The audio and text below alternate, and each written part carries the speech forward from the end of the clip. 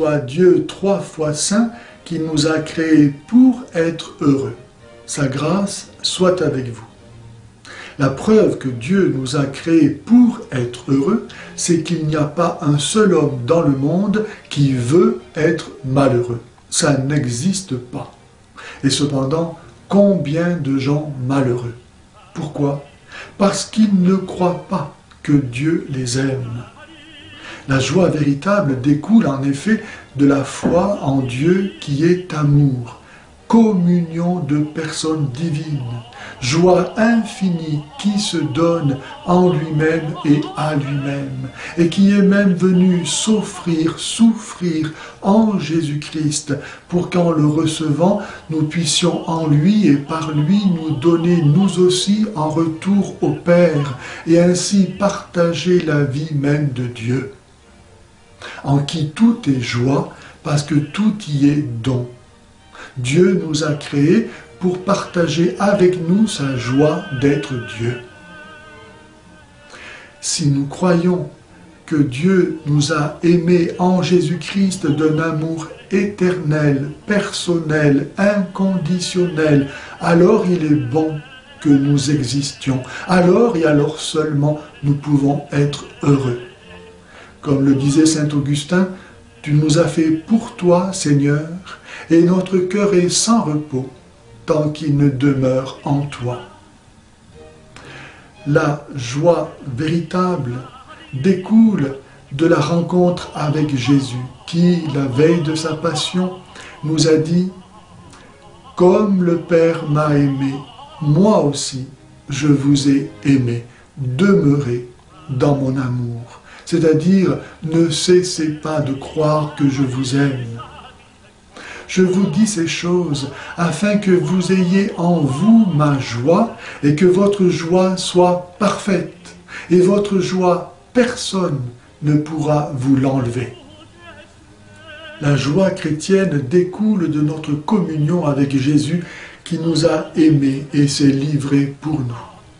Et s'il n'y a pas de plus grand amour que de donner sa vie pour ceux que l'on aime, et si le bonheur c'est d'être aimé et de pouvoir aimer en retour, alors nous pouvons être infiniment heureux en aimant Jésus qui nous a aimés du plus grand amour qui soit. Jésus, vainqueur de Satan, du péché et de la mort, est désormais infiniment heureux dans la gloire du ciel, tout en étant avec nous chaque jour comme il l'a promis. Puisque Jésus est infiniment heureux au ciel, alors moi aussi je suis heureux. Je suis heureux parce que Jésus est heureux. Telle est la joie de celui qui aime Jésus et que personne ne pourra lui enlever, aussi vrai que personne ne pourra faire que Jésus ne soit pas mort et ressuscité. Jésus est heureux, alors moi je suis heureux. Abraham eut la vision de l'œuvre du Christ et il en fut rempli de joie. Il comprit que le sacrifice d'Isaac préfigurait la mort et la résurrection de Jésus et le salut de tous ceux qui communieraient au Christ. Si dans l'Évangile nous voyons Jésus rayonner de joie, d'assurance, de paix, de charité, c'est parce qu'il se sait aimé de son Père.